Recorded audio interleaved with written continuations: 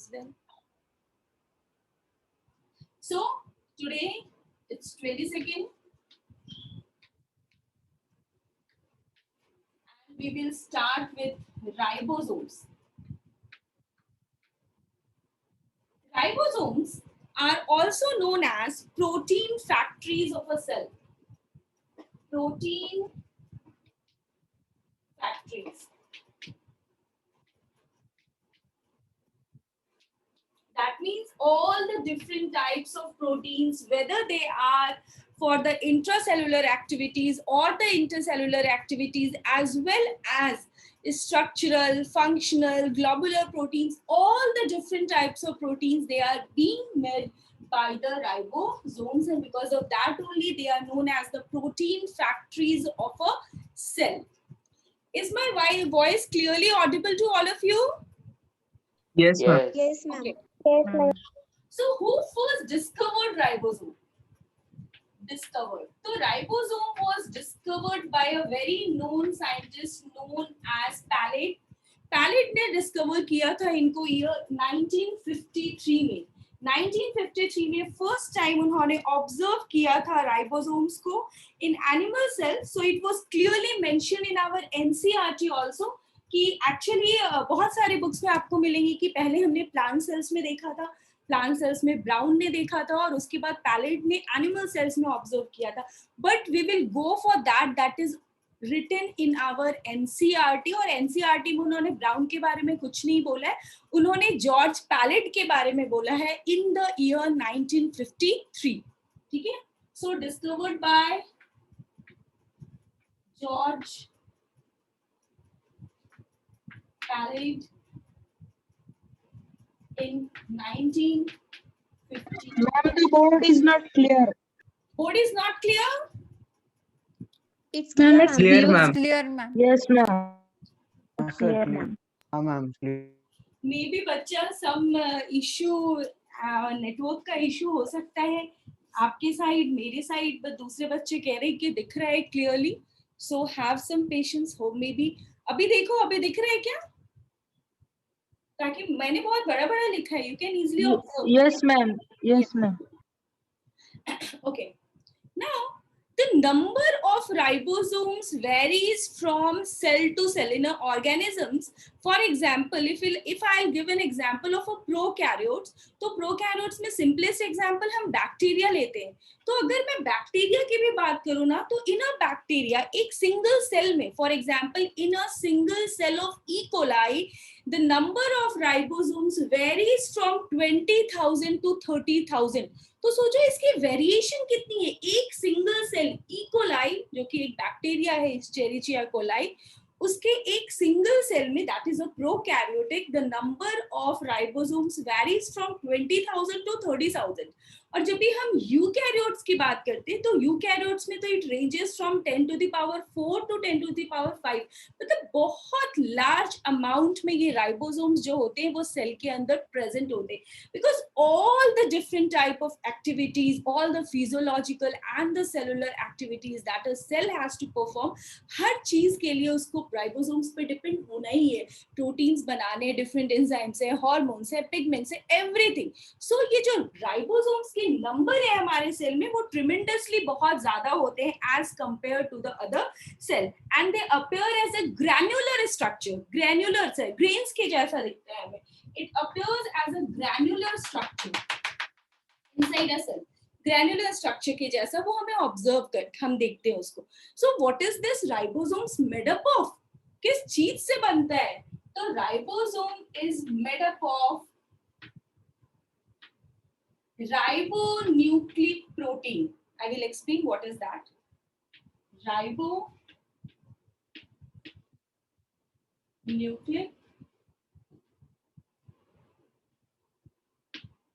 protein.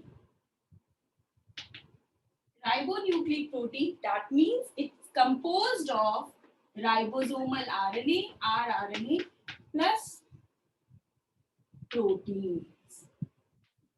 अगर इसको और डिटेल में मैं आपको बताऊं कि राइबोसोम किस चीज से बना हुआ है, तो राइबोन्यूक्लिक प्रोटीन से बना हुआ है, या फिर आप बोल सकते हो आरएनए प्लस प्रोटीन. या फिर आप बोल सकते हो आरएनए का भी कौन सा RNA. We know that there are 3 different types of non genetic RNA. So it's ribosomal RNA plus proteins.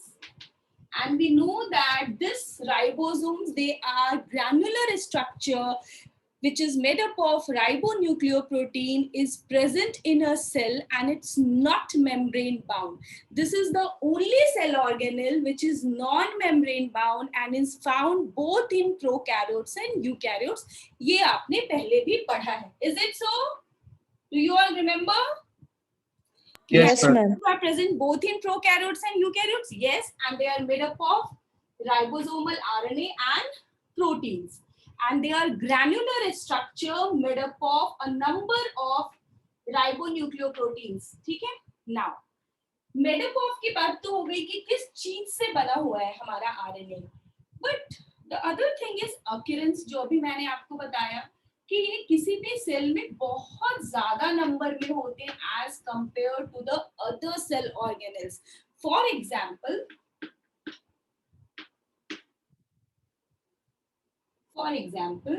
In prokaryotes का एग्जाम्पल देती हूँ. In prokaryotes a single cell of E coli, a single cell of E. coli has 20,000 to 30,000 ribosomes. एक bacteria के अंदर, एक prokaryotic cell के अंदर इतना सारा राइबोसोम्स हैं, तो इट्स बट ऑब्वियस कि ये नंबर जो होगा वो आपके यूकैरियोटिक सेल्स में इससे भी ज्यादा होने वाले हैं. तो यूकैरियोटिक सेल्स में it ranges from 10 to the power 4 to 10 to the power 5 ribosomes. Okay? And in eukaryotic cells,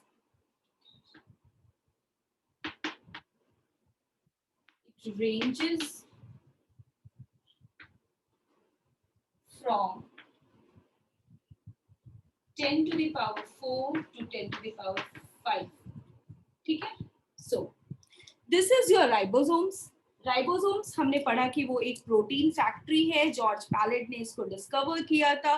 सब माइक्रोस्कोपिक ग्रैन्युलर स्ट्रक्चर है जो हमारे सेल के अंदर प्रेजेंट होता है. But depending upon the positions where they are present, they are again of two types. One is your cytoplasmic ribosomes and the other is your organelle ribosome. Is it correct? हमने पढ़ा है कि बहुत सारे organelle के पास भी ribosomes होते हैं. Vedant, can you please tell me the name of the organelles which have their own ribosomes? Endoplasmic reticulum and No, baby. It's a chloroplast, mitochondria and your nucleus. आपने क्लोरोप्लास्ट सही बोला, but जो हमारे semi autonomous cell organelles थे उनके पास अपना ribosomes होता है. न्यूक्लियस के पास तो है ही. Nucleus and your chloroplast, that is your plastid, and your mitochondria. These three organelles have there. Ma'am, बच्चा बोलो. मैम लेकिन एंडोप्लाज्मिक रेटिकुलम के पास भी होता है ना आरईआर पे.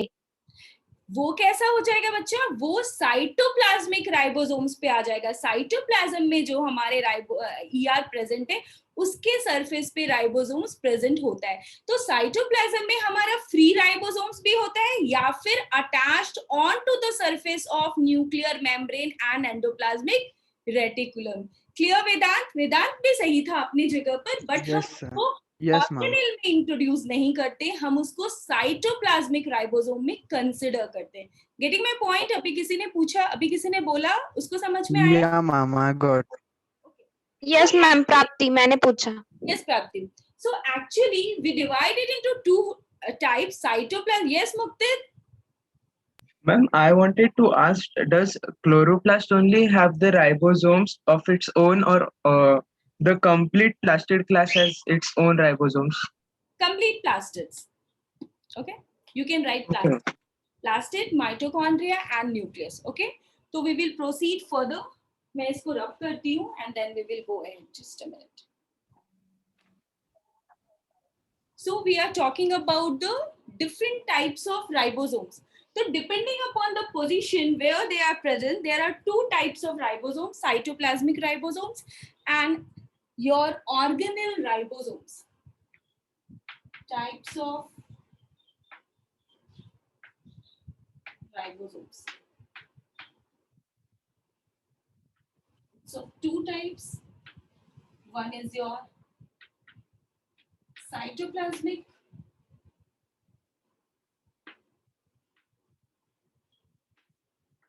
and one is your organelle. So in case of organelle ribosomes, we have ribosomes in mitochondria,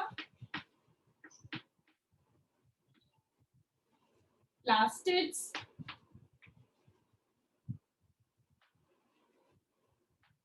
and nucleus.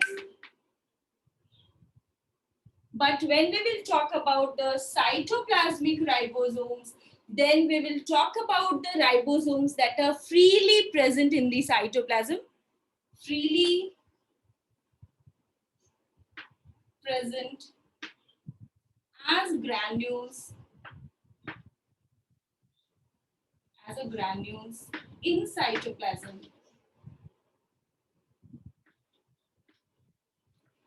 as well as attached onto the surface of ER, that is your endoplasmic reticulum, as well as your nuclear membrane. NM से सबको समझ में आएगा. I am writing here the short form NM, nuclear membrane. Nuclear membrane. ठीक है? So these are the two. जब भी हमसे cytoplasmic ribosomes के बारे में बात किया जाएगा, तो in prokaryotes जो हमारा 70S राइबोसोम होता है वो साइटोप्लाज्म में फ्रीली प्रेजेंट होता है, but in case of eukaryotes they are either present as a granule in the cytoplasm or they are attached onto the surface of ER and nuclear membrane and is 80S ribosomes that you all know. कि अगर हम यहाँ पर बताएं कि हमारा cytoplasmic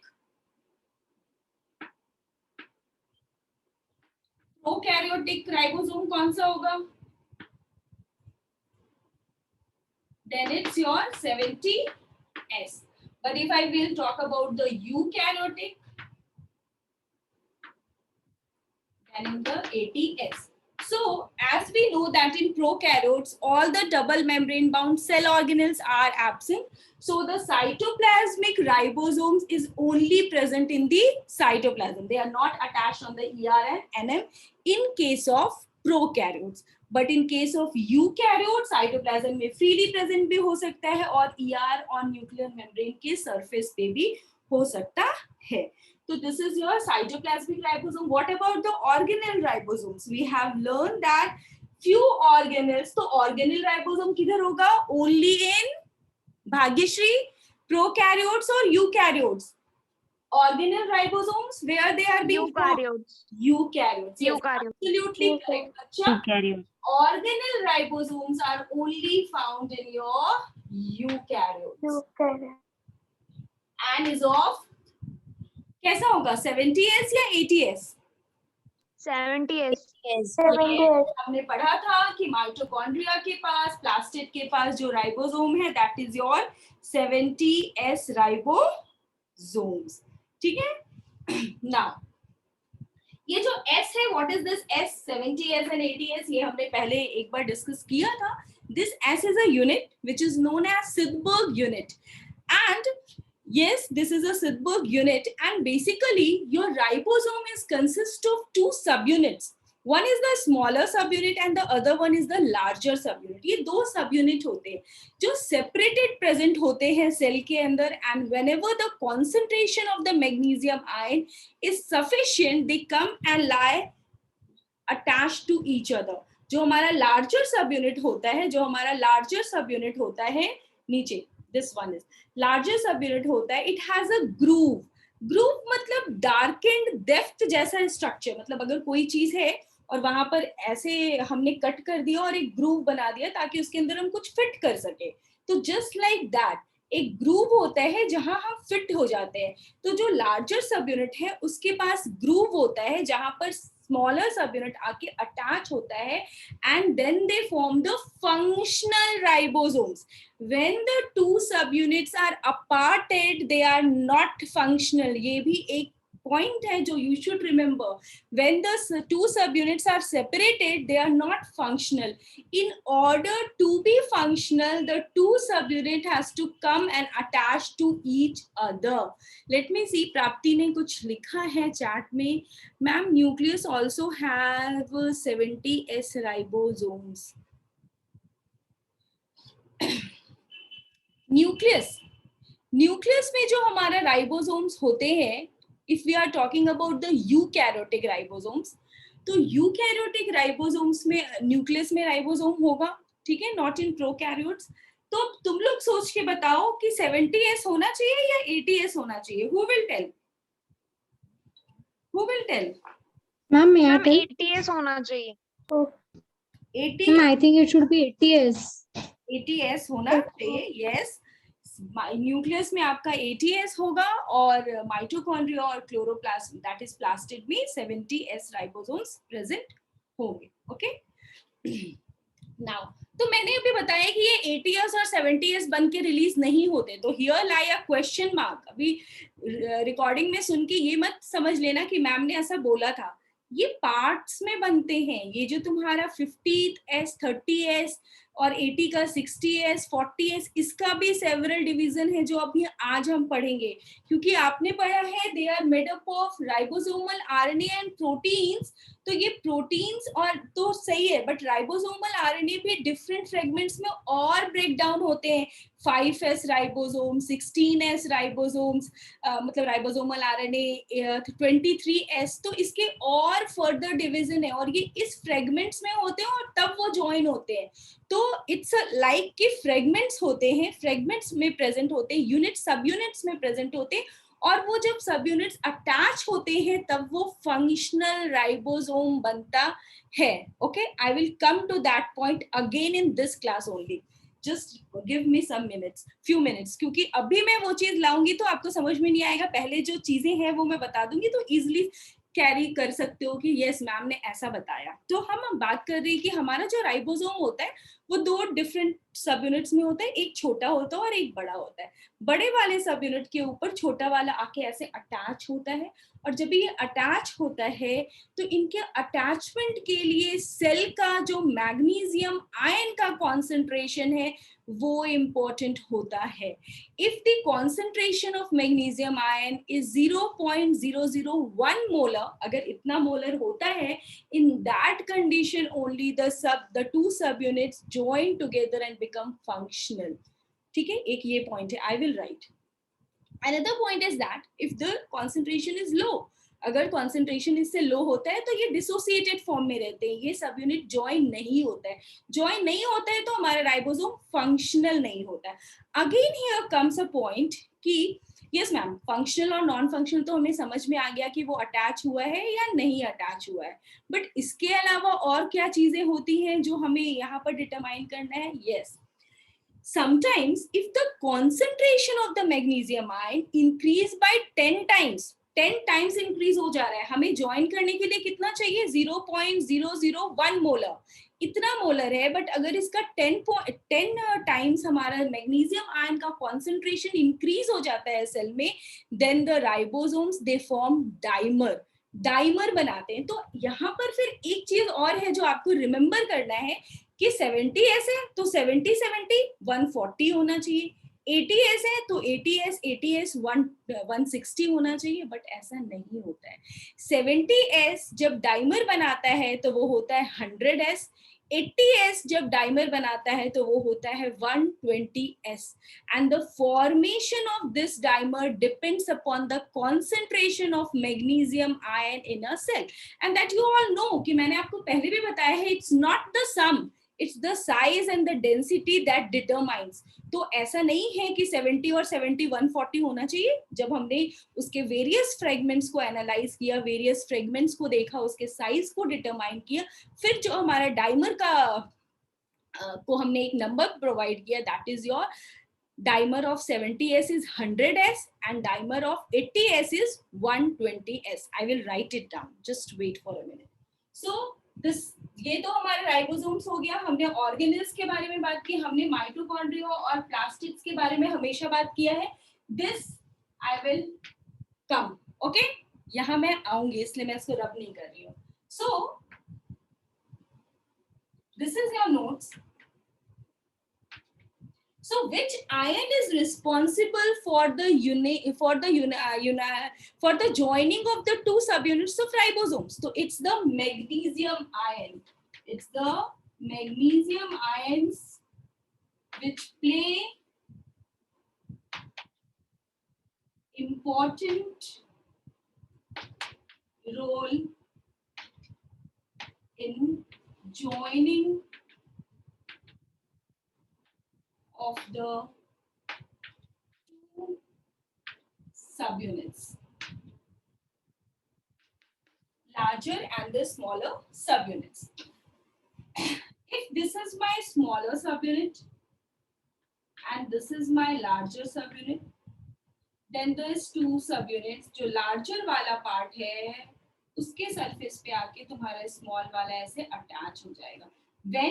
When the concentration of magnesium ion, if the concentration of magnesium ion is 0.001 molar, अगर इतना कॉन्सेंट्रेशन सेल में मैग्नीशियम आयन का होता है तभी हमारा स्मॉलर सब यूनिट और लार्जर सब यूनिट ज्वाइन करके एक फंक्शनल राइबोसोम बनाएगा. But now we will talk about the dimer. So ये डाइमर फॉर्मेशन कब होता है? Dimer. So this dimer formation of the ribosomes takes place if the concentration of the magnesium ion, if the concentration of the magnesium ions increases 10 times. Increases 10 times. फिर क्या होता है? Your 70s, this is your smaller one and this is your larger one. मैं different colours से draw करती हूँ ताकि clearly समझ में आए. This is your smaller one, this is your larger one. फिर हमारा एक स्मॉलर वन. एक्चुअली मैं ऐसे इसीलिए खड़ी होती हूँ ताकि जो मैं लिखूं वो आपको दिखे. अभी दिख रहा है बच्चा? Yes ma'am. Okay. So this is the two. अभी ये जब ये ज्वाइन होंगे तो हमारा स्मॉलर सब यूनिट जो है वो आके हमारे लार्जर सब यूनिट के साथ अटैच हो जाएगा. अगर मैं इसको ऐसा डायग्राम बनाऊं तो ये ऐसा दिखेगा आपको, क्योंकि थोड़ा सा ग्रूव होता है, एलिप्टिकल शेप का होता है, एग्जैक्टली स्फेरिकल नहीं होता है, एग्जैक्टली स्फेरिकल नहीं होता है, थोड़ा सा एलिप्टिकल होता है. तो इस तरह से ये ज्वाइन करेगा. नाउ ये कब ज्वाइन हो रहे हैं? जब तुम्हारे मैग्नीशियम आयन का कॉन्सेंट्रेशन जो है लो है. लो है दैट मीन 0.001 है. ठीक है. लो कॉन्सेंट्रेशन में, इन लो कॉन्सेंट्रेशन उसने सिर्फ दो सब यूनिट्स को ज्वाइन किया. But if the concentration is high, अगर ये कॉन्सेंट्रेशन अभी मैग्नीशियम आयन का बहुत ज्यादा हाई हो जाता है, इन हाई कॉन्सेंट्रेशन, क्योंकि 10 टाइम्स इंक्रीज हो रहा है, देन दे फॉर्म डाइमर्स. तो जब ये डाइमर बनेगा तो आपको दिखेगा कि जो बड़ा सब यूनिट है वो एक साइड होगा. ठीक है. और जो हमारे ये दो छोटे छोटे सब यूनिट है वो ऐसे आके अटैच होंगे, क्योंकि हमेशा छोटा वाला सब यूनिट स्मॉलर सब यूनिट बिग सब यूनिट के ग्रुप में आके अटैच होता है. दिख रहा है? अभी ग्रुप में आके अटैच होता है. तो ये जो स्मॉलर है ये इसके साथ अटैच हो गया लार्जर सब यूनिट के ग्रुप में, और इधर भी हमारा बिगर सब यूनिट है. थोड़ा और बड़ा बनाऊंगा. लार्जर सब यूनिट है, लार्जर सब यूनिट के ग्रुप में आके फिर से हमारा स्मॉलर सब यूनिट अटैच हो गया and this is your dimer. Dimer अगर ये 80s था, अगर ये 80s का था 40 एंड 60, 40s एंड 60s, तो ये जो मेरा डाइमर बना है ये डाइमर है मेरा 120s, 120s। बट अगर ये जो डाइमर है वो प्रोकैरियोट्स का होता, वो 50 और 30 का होता, then the dimer will be 100s. In prokaryotes, in 70s लिखना ज्यादा अच्छा रहेगा। In 70s, dimer is 100s। ठीक है, तो 70s में हमारा डाइमर क्या बनता है, 100s बनता है। वहां भी सेम ऐसे ही रिएक्शन होगा, मैंने यहाँ पर दूसरा रिएक्शन नहीं दिखाया है, वहां पर भी 30s होगा, 50s होगा। If the concentration is low, they form the functional ribosomes. But if the concentration is very high, then they form the dimer. So the dimer in case of eukaryote is your 120s, but the dimer in case of 70s is your 100s. There, this you have to remember. And S is nothing but the unit which is the Rydberg unit, which depends upon the size and the density, that is the molecular weight of the fragments, because we know that the smaller subunit and the larger subunit, they are made up of different fragments. Yes, Muktid? Ma'am, can you once please explain in the high concentration dimer? I did not get it as per. Okay. Yes. Actually, as I have written here, that magnesium ion which play an important role in the joining of the two subunits. That means the two subunits are present dissociated inside a cell. The first point that should be there in your mind कि दोनों subunit जो होते हैं वो dissociated form में cell के अंदर present होते हैं। This you got it? सबको समझ में आया? ये वो डिसोसिएट होते हैं, वो ज्वाइन नहीं रहते हैं। But in order to be functional, उनको फंक्शनल होने के लिए magnesium is one of the most important ion that which play an important role. So if the concentration of the magnesium ion is 0.001 molar, अगर इतना concentration cell के अंदर magnesium ion का है, then only the two subunit will come and join to each other. Two subunit, ये मेरा larger subunit है और स्मॉलर सबयूनिट आके इसके ऊपर ऐसे बैठ गया, ठीक है, ज्वाइन हो गया, now it become functional. But sometimes the concentration of the magnesium high goes 10 times increase हो जाता है 0.001 मोलर का. तो 0.001 मोलार का 10 टाइम्स क्या होगा? आप केमिस्ट्री पढ़ते हो, यू शुड टेल मी. 0.0 इसका 10 टाइम्स क्या होगा? 0.0. 0.01. Yes. ठीक है, अगर इतना हाई कॉन्सेंट्रेशन मैग्नीशियम का है तो सिर्फ एक सब यूनिट ज्वाइन नहीं होता है, दे form dimer. That means 70s और 70s ज्वाइन होगा, 80s और 80s, दो सब यूनिट्स आपस में ज्वाइन हो जाते हैं और वो डाइमर बनाते हैं. तो जैसा कि हमारा 50s प्लस 30s जो है वो 70s होता है, वो 50 प्लस 30 80 नहीं होता है. जस्ट लाइक दैट जब ये डाइमर भी बना रहे हैं तो 70s और 70s जो है वो 100s का डाइमर बनाते हैं. कॉन्सेंट्रेशन पे डिपेंड करता है कि दो सब यूनिट, दो 70s आपस में आके ज्वाइन हो गए और 2 80s भी आपस में आके ज्वाइन हो जाएंगे, तो they form 120s. The dimer of the 80s is 120s and the dimer of the 70s is 100s. Yes Prajak. Ma'am magnesium ions का कंसंट्रेशन कम होने पर क्या होता है मैम? डिसोसिएट हो जाएगा, वो फिर अलग अलग हो जाएगा. अगर मैग्नीशियम आयन का concentration goes below this, getting my point, goes below 0.001 molar, कम हो जाता है, उससे कम होता है, तो टू सब यूनिट डिसोसिएट हो जाएगा, वो फंक्शनल नहीं रहेगा, वो नॉन फंक्शनल बनेगा. क्लियर? तो डाइमर फंक्शनल हो जाता है ना फिर? डाइमर आपने क्या बोला? देखो यहाँ पे 3 चीजें आपको अपने माइंड में रखना है कि कॉन्सेंट्रेशन मैग्नीशियम का बहुत इंपॉर्टेंट है. अगर कॉन्सेंट्रेशन 0.001 मोलर से कम है तो 2 सब यूनिट वो डिसोसिएट रहेंगे, वो ज्वाइन नहीं होंगे, वो फंक्शनल नहीं बनेंगे।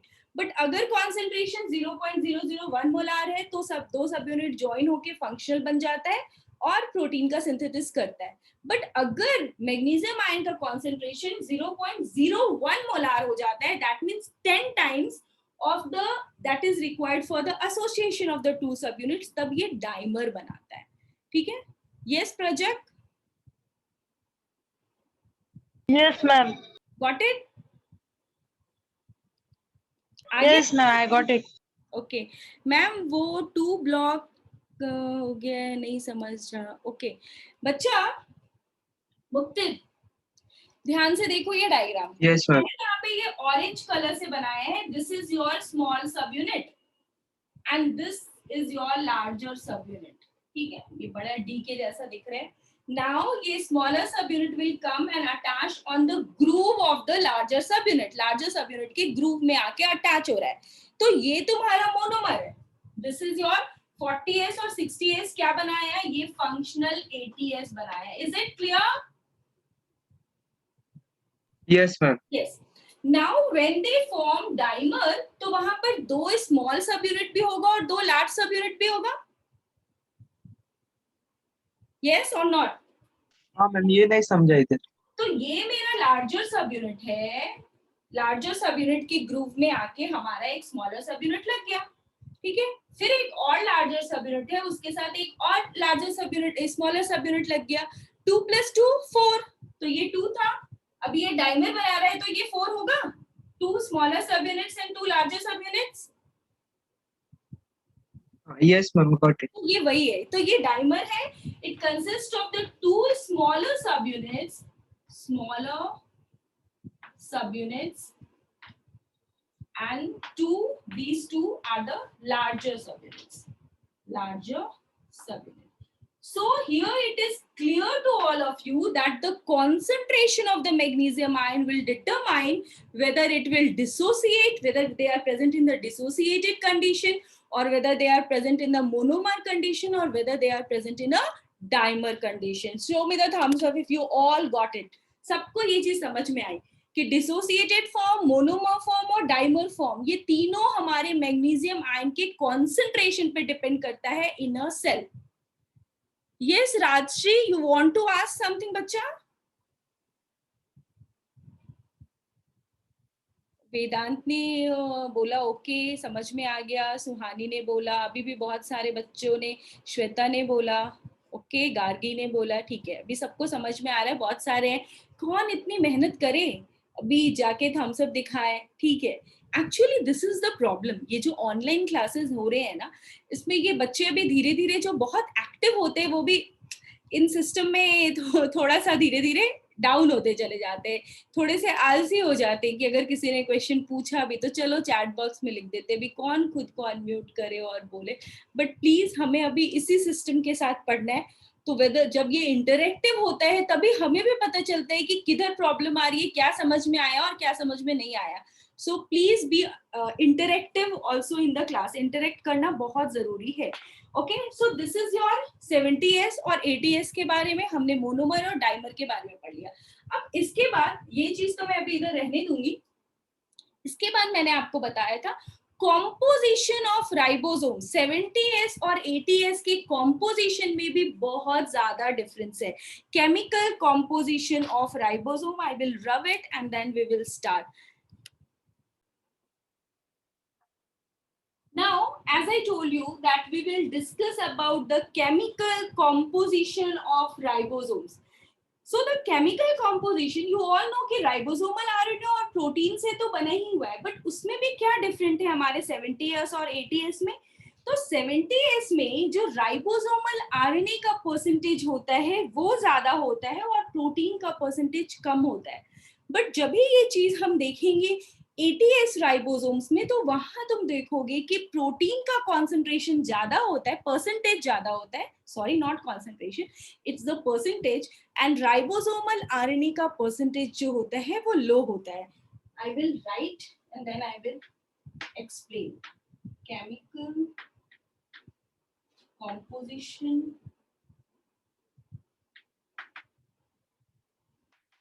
of ribosomes. Chemical composition of your ribosome. So we will talk about the 70S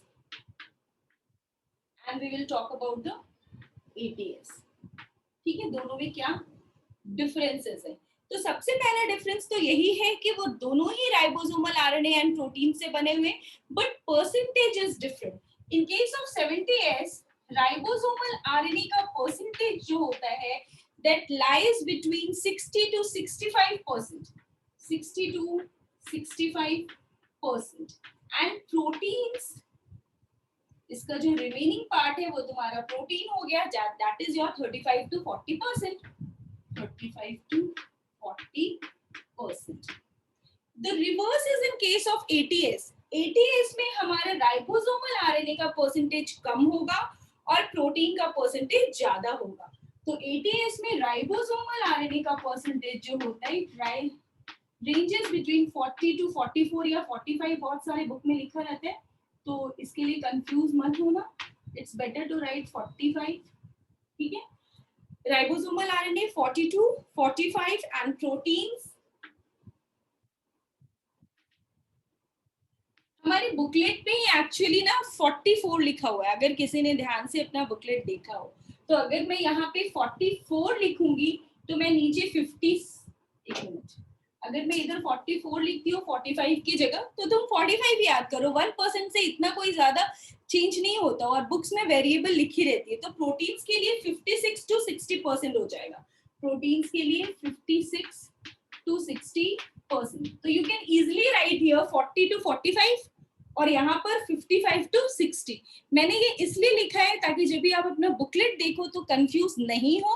तो that is same. You have to remember only this thing कि in case of 70S, ribosomal RNA percentage is larger, greater as compared to the ribosomal RNA in case of 80S. Now, the second point,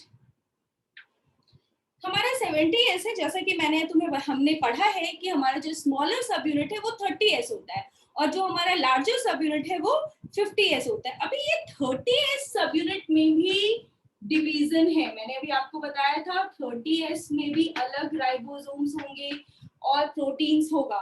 तो your 30S सब unit is composed of 16S ribosomal RNA. ठीक है, बना हुआ तो ये भी ribosomal RNA और प्रोटीन से ही है 30S सब यूनिट. तो it is composed of 16S ribosomal RNA and 21 different proteins. तो राइबोन्यूक्लियोप्रोटीन ही है ये जो हमारा सब यूनिट है वो राइबोन्यूक्लियोप्रोटीन ही है. बट यहाँ पर कौन सा राइबोसोमल आरएनए है जो 30S में प्रेजेंट है? That is your 16S ribosomal RNA. इसलिए मैंने बोला था वो चीज मैं बाद में डिस्कस करूंगी जब मैं ये पढ़ा लूंगी. Now in case of 80S, 80S में भी तुम्हारा जो स्मॉलर सब यूनिट है वो क्या है? 40S. ठीक है, अभी ये 40S कौन से राइबोसोमल आरएनए से बना है और कितने प्रोटीन से बना है? तो your 40S is made up of, यहाँ 16S राइबोसोमल आरएनए है तो यहाँ पर होता है 18S राइबोसोमल आरएनए. ना यहाँ पर तुम लोगों के माइंड में एक क्वेश्चन चल रहा होगा, ये आरएनए में भी इतने सारे डिवीजन है, अलग अलग टाइप के आरएनए. यस बच्चा, जब हमने मॉलिक्यूलर बेसिस पे एनालाइज किया राइबोसोम्स को in different prokaryotes and eukaryotes, उनके 30S 50S 60S 40S सारे सब यूनिट्स को एनालाइज किया कि इसके अंदर कौन सा राइबोसोमल आ रहे हैं, कितने डिफरेंट टाइप्स ऑफ प्रोटीन्स हैं, मॉलिक्यूलर बेसिस पे एनालिसिस की. Then we came to know about this. So in case of 40S subunits of the 80S, it's composed of 18S ribosomal RNA and 33 proteins. And 33 proteins. ठीक है? Now after this comes your the larger subunit. तो जब हम 70S के larger subunit की बात करेंगे तो that is your 50S. Is it? 50S होते हैं, that we all know. तो अभी ये 50S में कौन सा राइबोसोमल आरएनए होता है और कौन सा प्रोटीन होता है? तो 50S में दो राइबोसोमल आरएनए होंगे. One is your 23S and the other is your 5S. ठीक है, one is your 23S and 5S. यानी ये जो 50 सब यूनिट था, ये जो 50 लार्जर सब यूनिट है, जब ये इसको भी एनालाइज किया गया तो देखा गया ये 2 डिफरेंट राइबोसोमल आरएनए से बना है, that is your 23S and 50S ribosomal RNA. And how many proteins are there? तो यहाँ पर हमारा कितना प्रोटीन होता है? 34 प्रोटीन्स.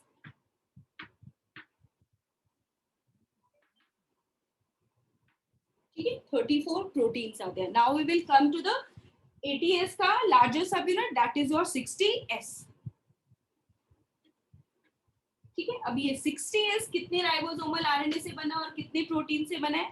तो 60S में अभी यहाँ पर जैसे 2 है ना, 2 सब यूनिट्स हैं, 2 राइबोसोमल आरएनए है, 23S और 5S. तो 60S में 3 राइबोसोमल आरएनए होता है. One is your 28S, one is your 5.8S and another is your 5S. तो 60S is made up of 3 ribosomal RNA, that is your 28S, ठीक है, 5.8S and 5S ribosomal RNA. 3 different types के ribosomal RNA बन गए. अब हमने पढ़ा है कि यहाँ प्रोटीन ज्यादा होते हैं, इधर प्रोटीन कम होता है. तो यहाँ प्रोटीन अगर सिर्फ 34 था तो इससे ज्यादा हमारे 60S में प्रोटीन्स होने चाहिए. And yes, they have 40 proteins.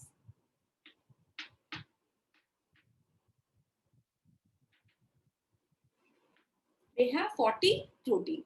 So this is the major difference, chemical composition of ribosomes.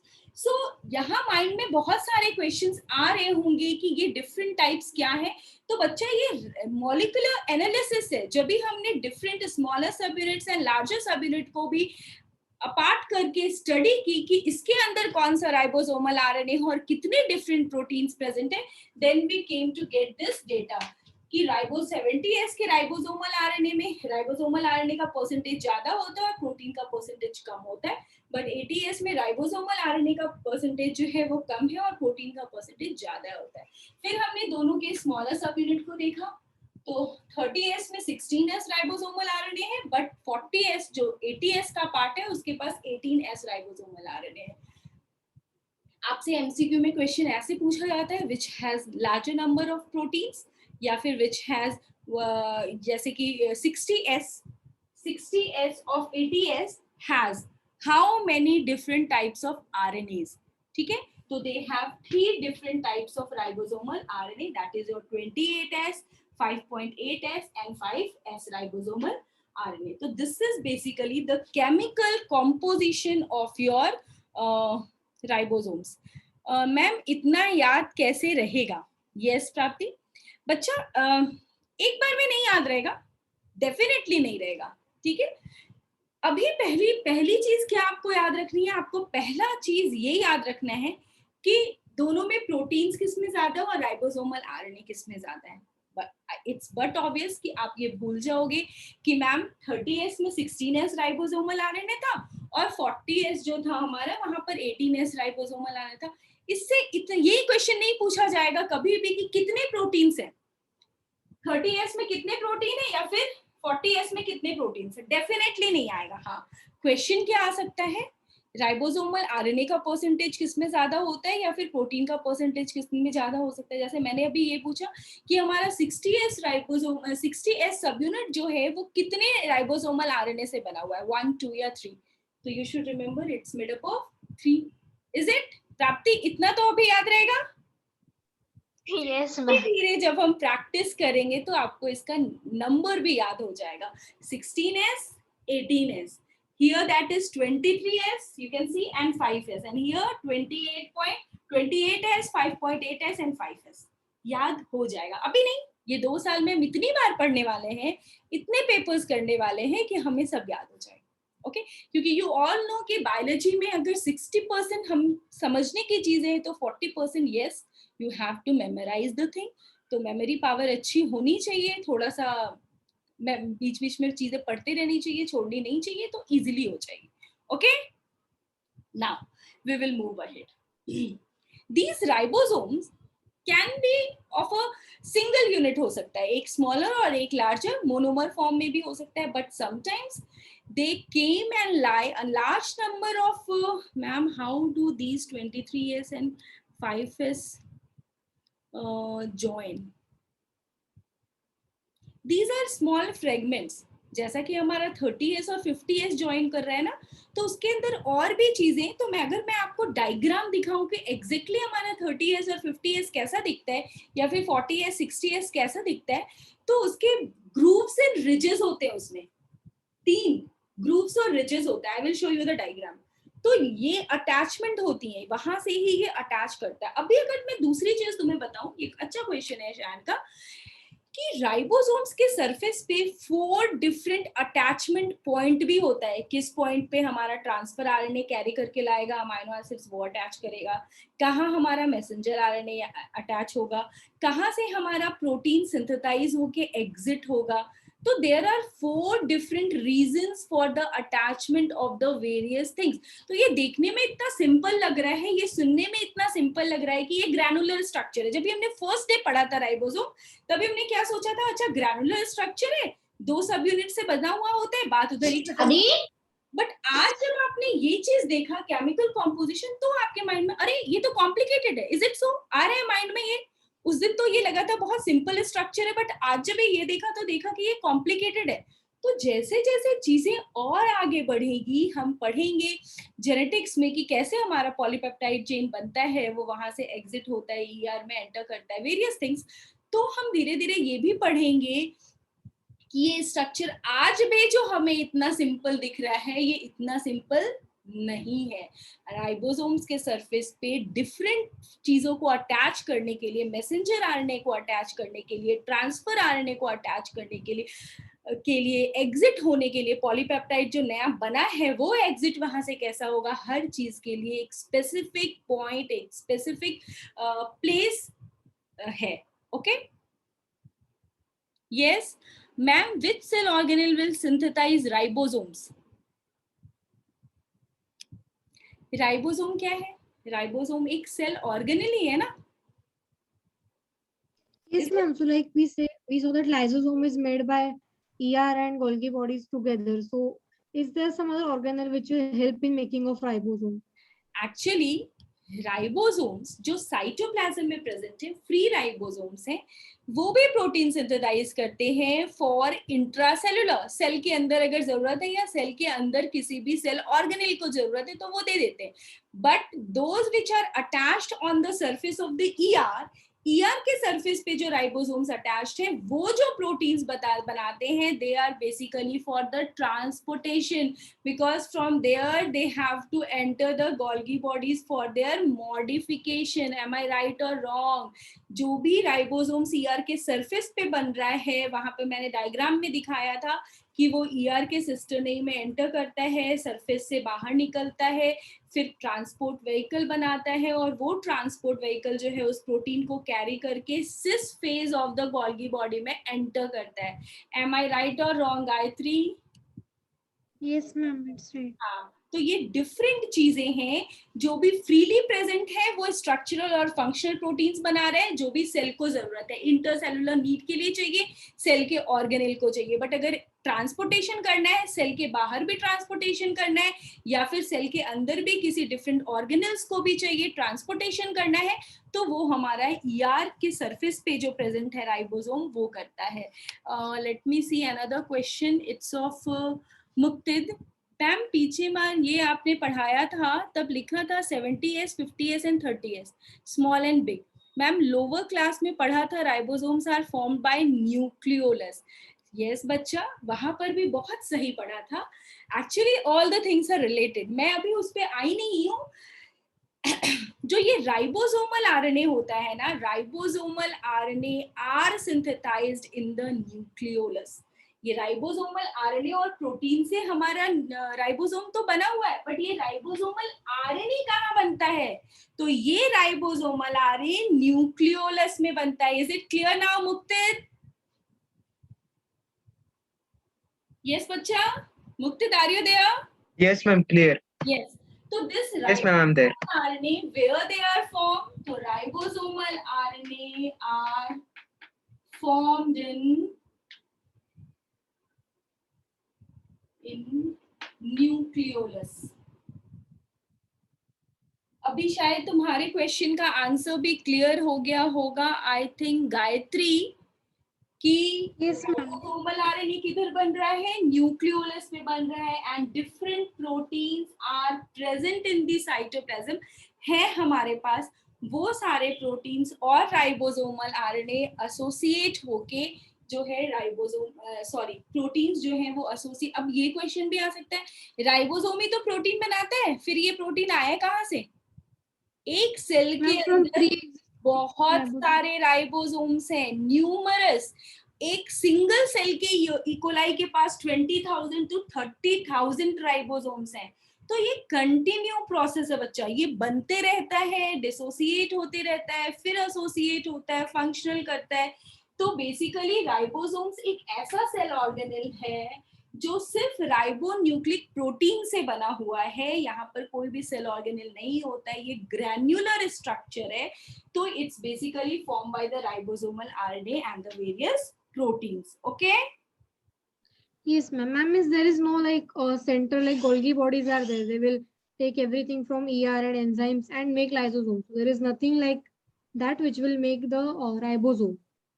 yes, It will just be formed in the cytoplasm. yes. First here 1740. Here one thing हमने पढ़ा था, मैंने बोला कि monomer unit में भी हो सकता है हमारा राइबोसोम्स, या फिर राइबोसोम्स अटैच हो सकता है on to the surface of the messenger RNA. Messenger RNA के सरफेस पे अटैच होता है number of ribosomes in order to synthesize the proteins, number of ribosomes. So if I will draw the diagram like this is my smaller subunit and this is my larger subunit. This is my smaller subunit, this is my larger, smaller and larger.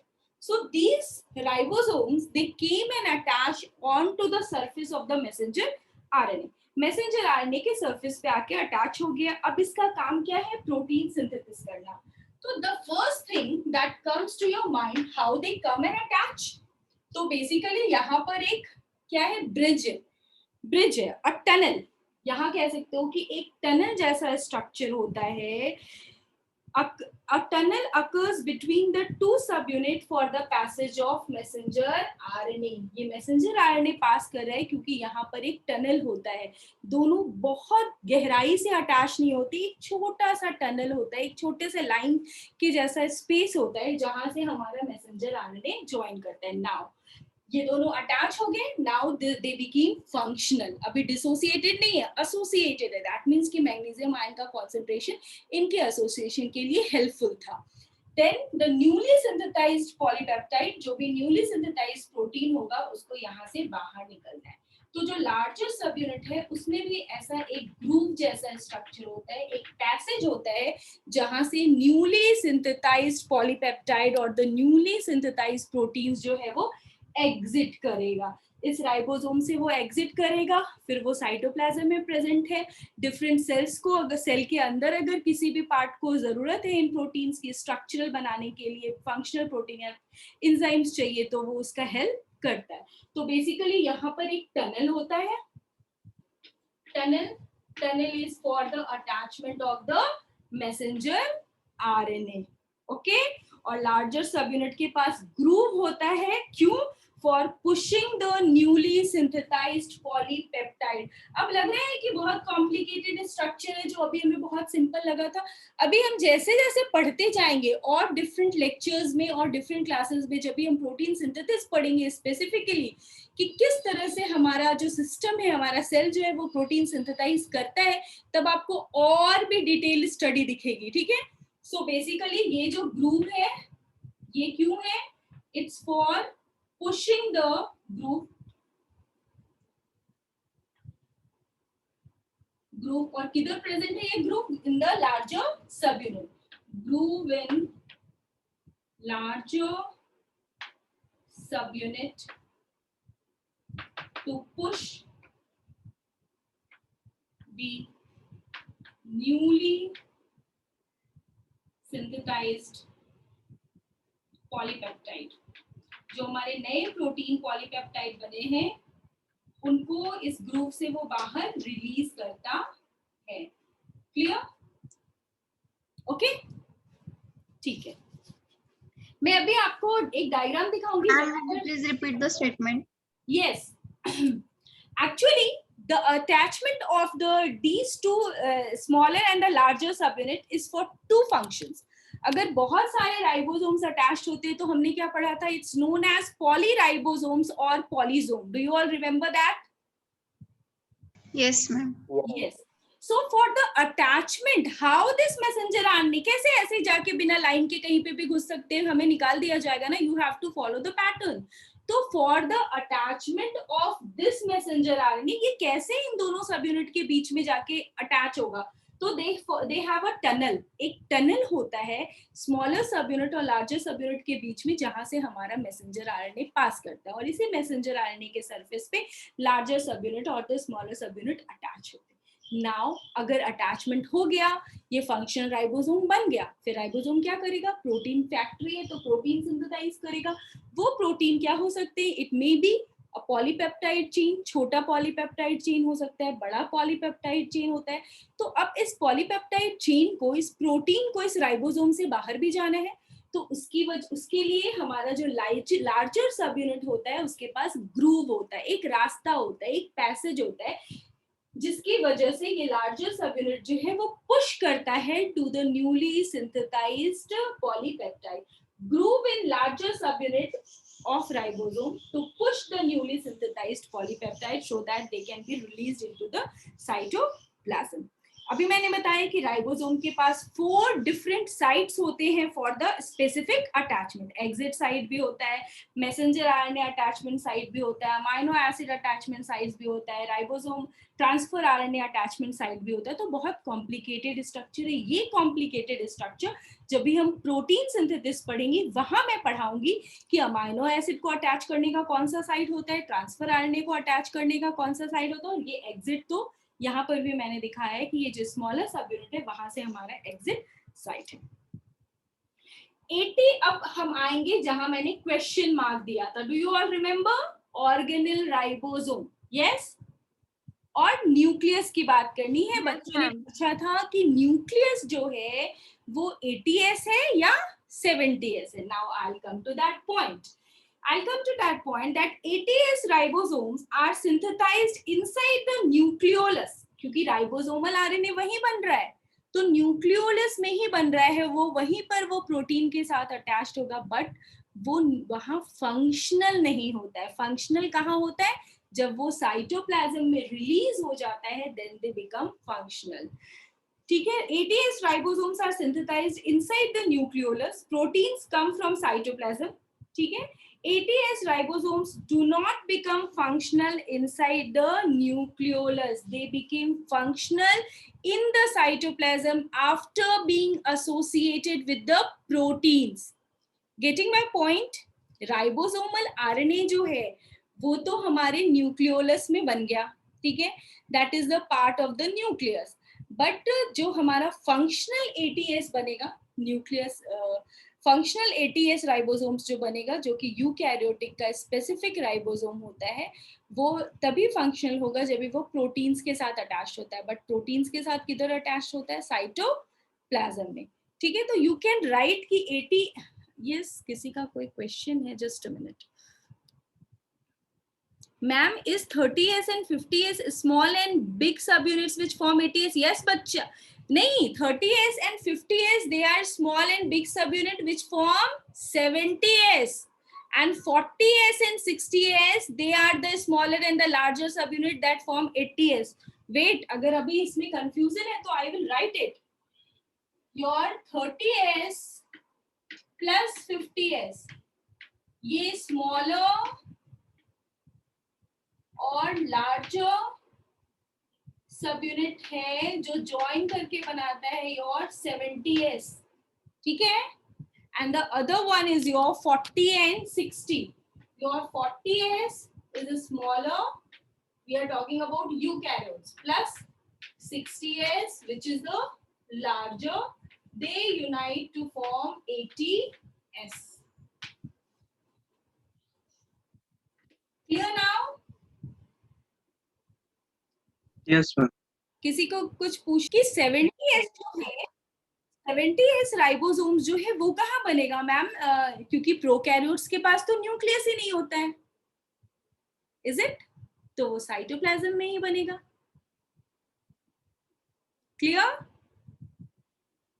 Yes, ma'am. Yes, ma'am. Yes. So 70s ribosomes are of prokaryotes are formed in the cytoplasm. और जो semi autonomous cell organelles हैं जैसे कि हमारा chloroplast, for example plastids बोलो या फिर mitochondria बोलो, उसका राइबोसोम्स किधर मिलता है? हमें मैट्रिक्स में मिलता है। याद है? Stroma, matrix. तो cell organelles Yes. Are formed in their matrix. Okay, clear? Yes, ma'am. Yes, ma'am.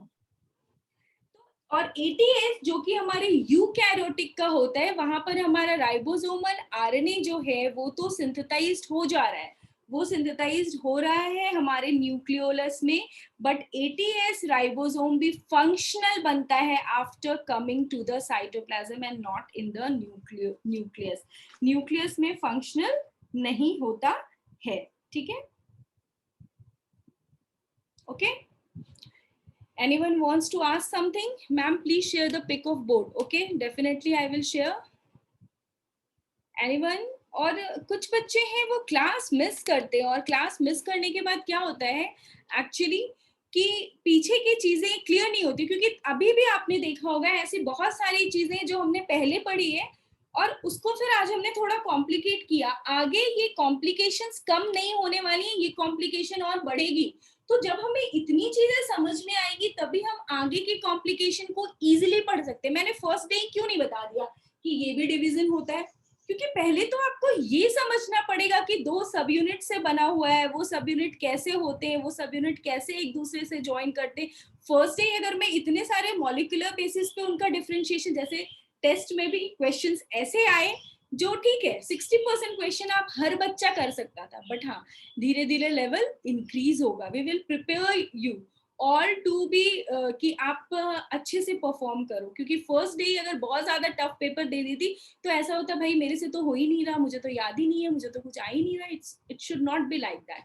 इसी वजह से हम स्लो स्टेप बाय स्टेप जाते हैं। कहने को मैं आज भी इस राइबोसोम्स में सारे अटैचमेंट पॉइंट्स बता सकती हूँ, कहाँ से ट्रांसफर आरएनए आएगा, amino acid acyl acetic acid को अमाइनो एसिड्स को लेके आएगा, अटैच करेगा, राइबोसोम्स बनेंगे। बट नहीं, वो आप कंफ्यूज हो जाओगे, वो मुझे भी आपको नहीं बताना है। वो जब भी मैं प्रोटीन सिंथेसिस पढ़ाऊंगी उसके आगे की बहुत सारी चीजें बता चुकी होंगी, तब मेरे लिए वो बताना इजी होगा।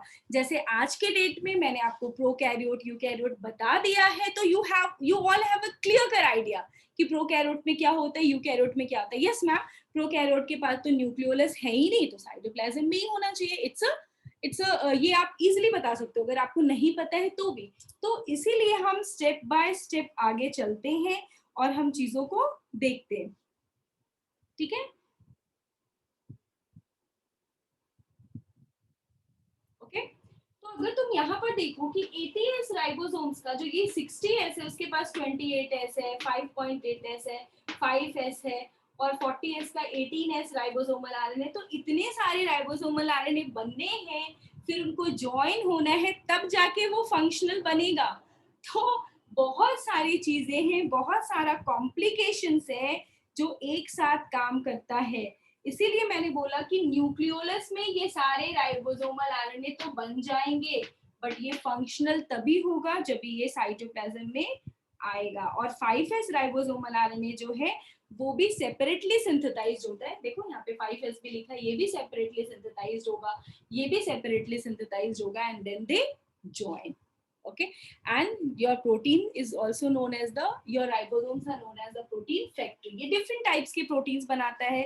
अगर हम बात करें तो ये structural and functional proteins भी बनाता है, as well as ये ribosomes ER और माइटोकॉन्ड्रिया के थ्रू वेरियस ग्लोबुलर प्रोटीन्स भी बनाते हैं for the transport to both inside and outside the cell, intracellular as well as intercellular, दोनों ही ट्रांसपोर्टेशन करने में हेल्प करता है। Now here comes one more question कि मैम ये न्यूली सिंथेसाइज्ड प्रोटीन्स तो आ गए, बट हमें बायोमॉलिक्यूल्स में सर ने पढ़ाया कि इनकी फोल्डिंग्स भी होती हैं, secondary structure, tertiary structure, is it? पढ़ा ना आपने बायोमॉलिक्यूल्स में? वो भी होता है मैम, फिर वो कैसे होता है?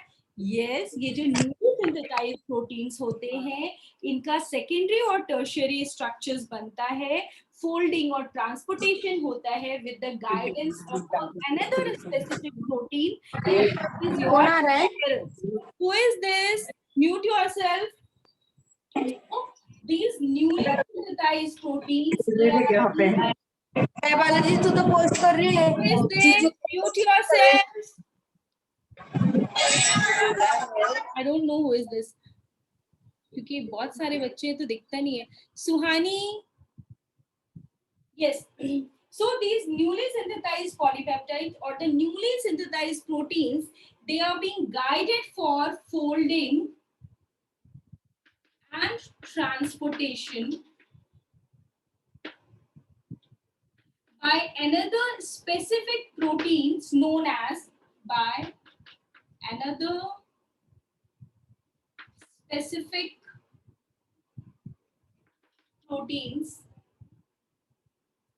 chaperones. chaperones.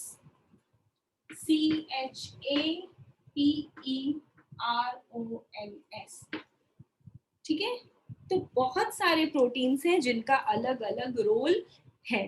Okay, so see you all in the next class. तब तक यहाँ तक अच्छे से पढ़ के रखना. जो भी डाउट्स होंगे उनको इकट्ठा करना, one by one we will proceed.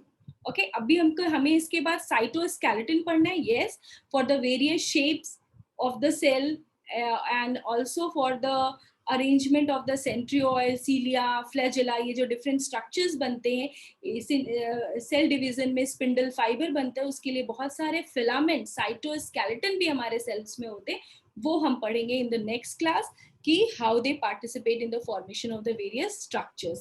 And after that, at the last, we will deal about the nucleus क्योंकि उसमें और भी बहुत सारी नई चीजें आएंगी. So please try not to miss the class. Is it okay? Ma'am, Yes. ma'am, what did you write just now? That folding and transfer. I have written here कि अगर हमारे राइबोसोम्स में नया प्रोटीन बना लिया, ठीक है, अब इस प्रोटीन की फोल्डिंग होनी चाहिए, ट्रांसपोर्टेशन होना चाहिए, इसको किधर जाना है, फोल्डिंग होके ये सेकेंडरी और टर्शियरी स्ट्रक्चर बनाएगा, तो फिर इसके लिए इसको कौन गाइड करता है? Yes, they are being guided by another specific protein known as chaperones for the folding and transportation. Is it clear, बच्चा? Excuse me, ma'am. Yes. Ma'am, when you told that ATS ribosomes are formed in nucleolus, does they contain RNA and proteins at that same time? No. Only ribosomal RNA. One point you missed. यही होता है कभी कभी. Ribosomal RNA तो nucleolus में बन गया, but they become functional in the cytoplasm only after attachment with the proteins because they are ribonucleoprotein structure. Ribosomal RNA plus proteins. Clear? Yes, ma'am. Yes. Okay. Excuse me, ma'am. Yes, बच्चा. बोलो. Which ribosome is formed in matrix? Matrix में कौन सा होगा? हमने matrix कहाँ पढ़ा था? माइटोकॉन्ड्रिया में. हमने मैट्रिक्स कहाँ पढ़ा था? प्लास्टिड में. And in case of plastid, that is your chloroplast, matrix is also known as Shubham. Matrix in chloroplast is known as Stroma. Can you say please? Stroma. Very good, very good. Samita ने भी answer दिया है. So matrix में हमारे semi autonomous जो cell organelle हैं, उनका जो राइबोसोम है वो मैट्रिक्स में बनेगा. क्लियर? क्लियर बच्चा? Okay, ma'am. यस. चलो, see you all in the next class. Please revise करो चीजें. I will send the pic of the board. Okay, bye. Thank you, ma'am. Bye, ma'am. Welcome.